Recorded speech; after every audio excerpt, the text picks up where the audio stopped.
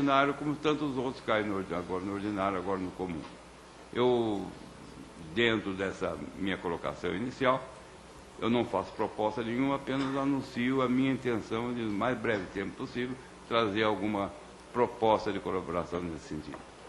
Obrigado, professor Cândido Rangel Dinamar, que é professor doutor da Universidade de São Paulo, da Faculdade de Direito da USP. Eu agora passo para as considerações do professor Kazuo Tanabe, que é desembargador aposentado e também professor doutor da Faculdade de Direito da Universidade de São Paulo.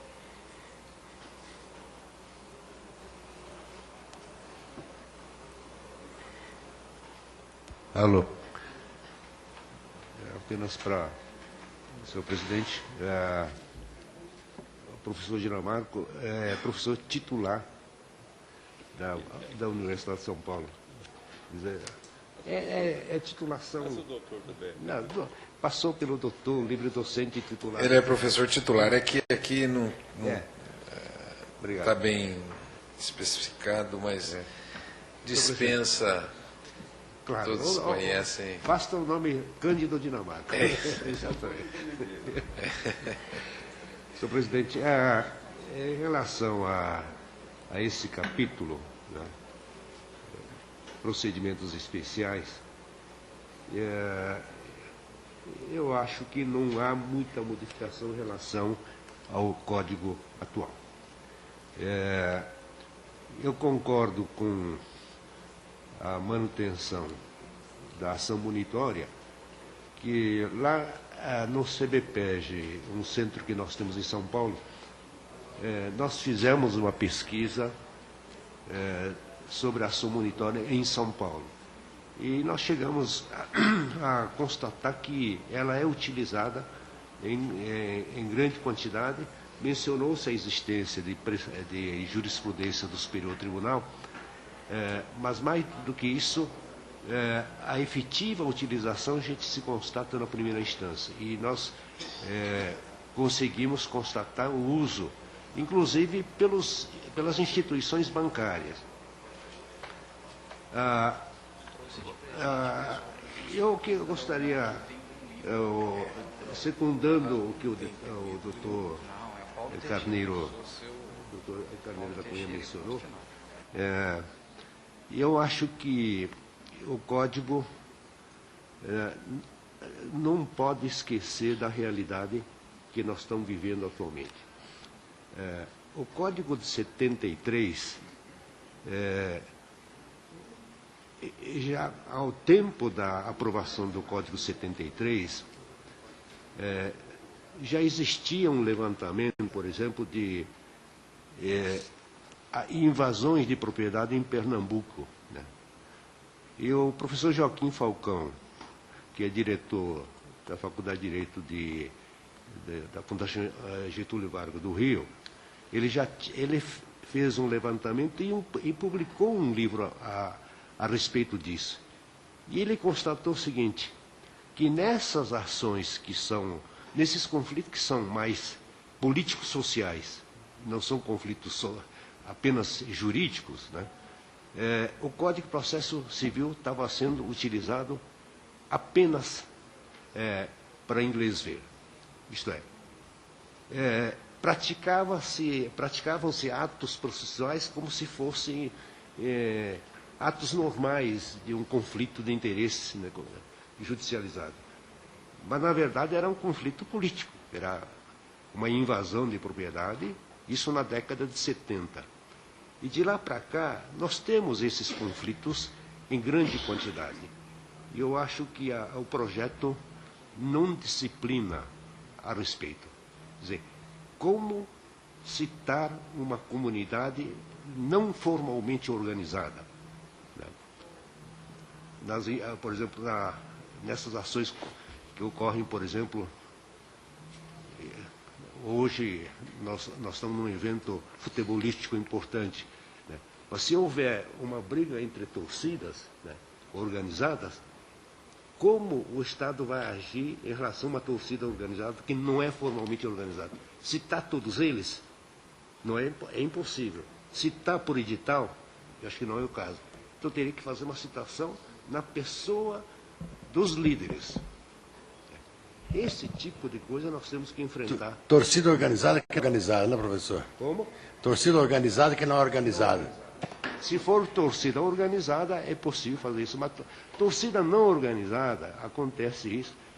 E esses conflitos coletivos, né, estão ocorrendo em grande quantidade e nós não temos uma disciplina nem sequer da forma de citação, de convocação. E a jurisprudência já tem manifestado, inclusive esperou o Tribunal de Justiça, há precedentes nesse sentido. Então, eu acho que nós temos que disciplinar isso, é o que o doutor Carneiro Cunha mencionou, nessas ações coletivas. É uma ação coletiva passiva. Né? É uma coisa para a gente pensar melhor. É isso que eu queria falar no momento assim.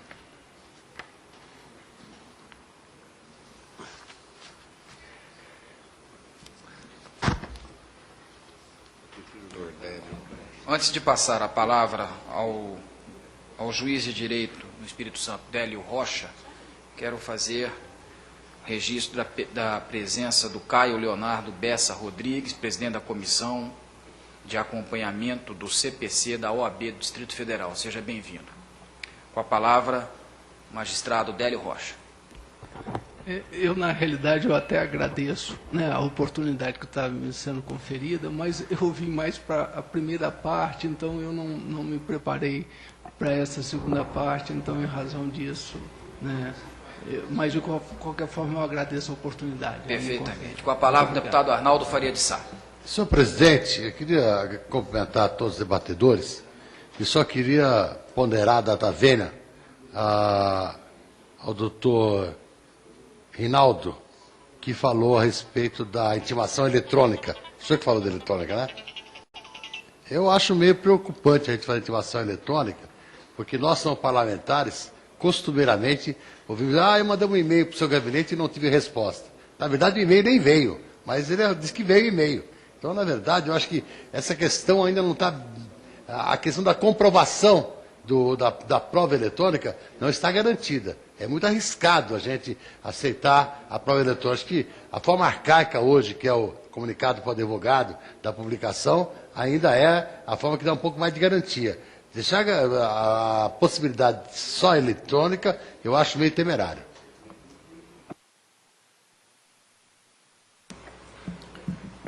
Com a palavra, o professor Fred Didier. Obrigado, deputado Fábio, presidente da comissão, os colegas. Sobre os procedimentos especiais, além do que eu já dissera na minha primeira manifestação, gostaria de fazer rápidas considerações. Primeiro, dizer da importância da disciplina da dissolução parcial da sociedade empresária, que estava no CPC 39 e foi incorporada no projeto. Foi muito importante isso, e o ministro Peluso, do Supremo Tribunal Federal, auxiliado pelo professor Dinamarco, salvo engano, apresentou grandes contribuições de aperfeiçoamento desse procedimento de dissolução parcial da sociedade, que merecem ser incorporadas para aprimorá-lo. Então, esse é um ponto que me parece importante. O segundo ponto é que também me parece muito importante, e pela primeira vez isso foi suscitado, em todos esses meses aí de discussão, a observação do professor Dinamarco sobre a existência de regras não processuais nos artigos do CPC 39 que cuidavam dos procedimentos especiais ainda sobreviventes. E a revogação pura e simples de todos eles pode gerar alguns problemas práticos relacionados a regras não processuais. Então, realmente, é preciso ter um pouco de cuidado e fazer esse trabalho de garimpo, né? Essa garimpagem de quais são as regras não processuais, ainda importantes, ainda úteis, para que elas permaneçam.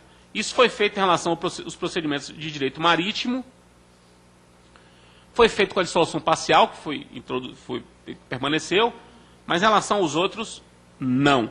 Então, realmente, isso é um ponto muito importante que nós temos que anotar isso.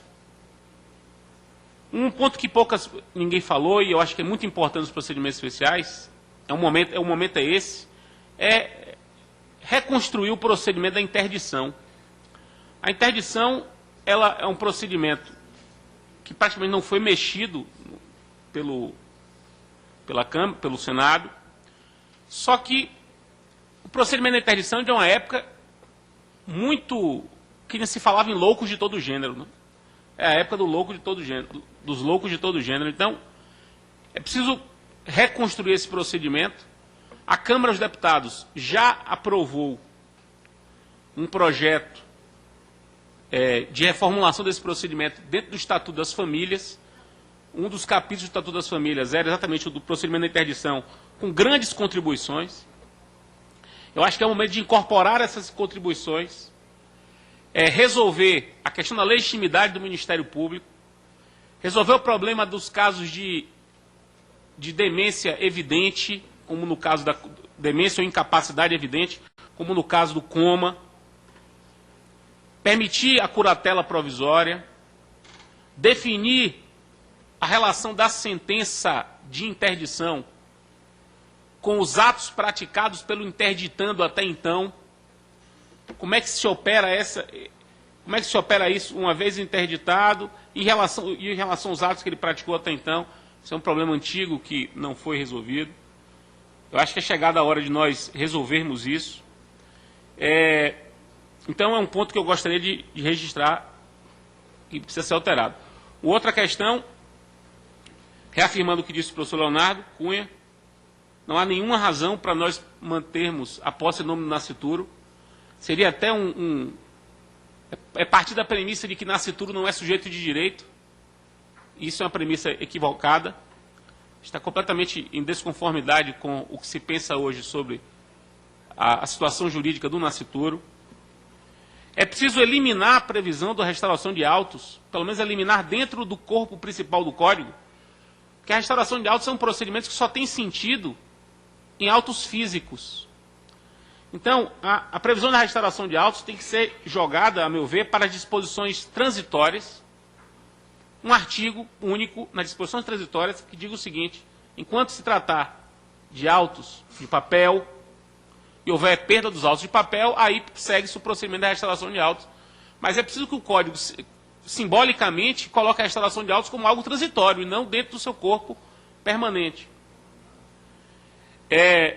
A monitória, eu reforço aqui a necessidade e os dados que o professor Watanabe acabou de apresentar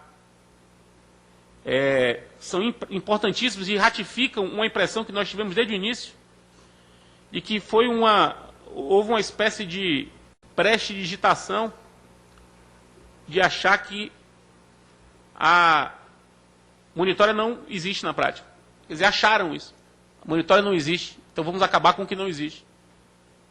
É um equívoco comprovado pela afirmação do professor, pela pesquisa feita pelo CBPED, comprovado pela prática do STJ, que é o Tribunal Superior, que tem farta jurisprudência sobre o assunto, e a ideia de ampliar a monitória para casos outros, além de pagamento de quantia e entrega de coisa, também é muito bom, muito boa. Inclusive foi apresentado por pela deputada Sandra Rosada, essa ideia, e isso está incorporado na proposta que o deputado Sérgio Barradas havia formulado. Acho imprescindível, e é chegada a hora de a Câmara se manifestar sobre a necessidade de algumas adaptações nas ações possessórias, adaptações à realidade atual. Quer dizer, não podemos ignorar a existência de ações possessórias contra um número muito grande de pessoas, e também não podemos ignorar o peso político disso, o aspecto social disso. Quer dizer, é preciso, de um lado, verificar o modo como essas possessórias devem se dar, garantindo, porém, uma participação política maior para evitar abusos, evitar violências desnecessárias. Então, a gente tem que pensar um pouco nisso e perceber que talvez aqui, professor Watanabe, seja um dos casos em que a mediação se revele fundamental. Então, eu acho que o Código tem que deixar isso claro. Não é só colocar a mediação genericamente como um instrumento de solução de conflito de um modo geral, mas aqui nesse momento dizer isso, reafirmar isso. E para terminar, a minha exposição, que é breve, conforme... antes de terminar, o problema das ações de família. Acho muito importante a criação de um procedimento diferenciado para as ações de família de um modo geral, ressalvada a ação de alimentos, que já tem um procedimento especial. A ação de dissolução de união estável, ação de divórcio, ação de alienação parental, ação de abuso. São ações de família, todas elas, que merecem um tratamento extraordinário, que fuja do ordinário. Sobretudo, em alguns aspectos relacionados à conciliação, à participação do Ministério Público, ao depoimento de crianças nessas ações, o depoimento dos filhos nesses processos. Que não pode, é preciso ter muito cuidado, eu mesmo já fui advogado numa ação de alienação parental e de abuso, e a criança supostamente abusada, ou a causa da alienação parental, ela foi entrevistada, foi interrogada pelo juiz, sozinho. O juiz não foi preparado para interrogar uma criança que tinha 4 anos, em situações como essa. Não foi preparado. E, definitivamente, nenhum de nós que fez 5 anos de direito foi preparado para uma situação como essa. Então, é preciso exigir, como obrigatória, a intervenção de um profissional da área que acompanhe o depoimento da criança, notadamente em ações relacionadas à alienação parental e abuso. E, inclusive, aqui uma observação, a lei da alienação parental, aprovada aqui pelo Congresso Nacional, regula a perícia psicossocial, a biopsicossocial, está regulada na alienação parental, e o Código de Processo tem que incorporar isso, porque é uma espécie de perícia já existente, já regulada na legislação extravagante, e que é o momento de trazê-la ao corpo do Código para que ela tenha uma divulgação ainda maior. Para terminar, ratificar a necessidade da criação de um procedimento especial para tutela inibitória e de remoção do ilícito. Apenas esclarecendo, isso é uma dúvida que as pessoas têm, é o que teria de especial nesse procedimento, já que a tutela inibitória ela poderia ser obtida pelo procedimento comum. A especialidade desse procedimento está na redução da cognição do juiz. O juiz, nesse procedimento, ele não precisaria averiguar fatos relacionados à culpa ou dano, e além de haver incentivos para que o réu, que tenha sido acusado de prática, ou que esteja sendo acusado de vir a praticar um ilícito, o réu ele não o pratique, e isso ele tem um benefício processual. Então, essas considerações, meu caro deputado Fábio, muito obrigado pela oportunidade. Pergunto se alguém mais quer fazer uso da palavra para fazer a complementação das reflexões do Fred Didier. Não mais havendo, antes de declarar encerrada a sessão, quero agradecer a presença de todos os professores, dizer que nós nos sentimos honrados com a presença tão ilustre, que qualifica e enriquece o debate parlamentar que nós estamos travando para aperfeiçoar a reforma do Código de Processo Civil. E dizer que estava previsto o relatório a cargo do deputado Paulo Teixeira para o dia 8 de agosto, mas houve uma alteração. O deputado Paulo Teixeira entendeu necessária a realização de 2 imersões em tempo integral, manhã, tarde e noite, com os professores que compõem o corpo de assessoria dos trabalhos. Uma será realizada em São Paulo, logo na primeira semana de agosto, e a outra em Brasília na semana seguinte. E para o dia 16 de agosto, portanto, está designada a data em que o deputado Paulo Teixeira oferecerá o relatório final para que possamos iniciar os debates. Então, essa é a informação que gostaria de compartilhar com todos. Nada mais havendo a tratar, declaro encerrada a presente sessão, agradecendo a presença de todos. Muito obrigado. Convocando para a semana que vem.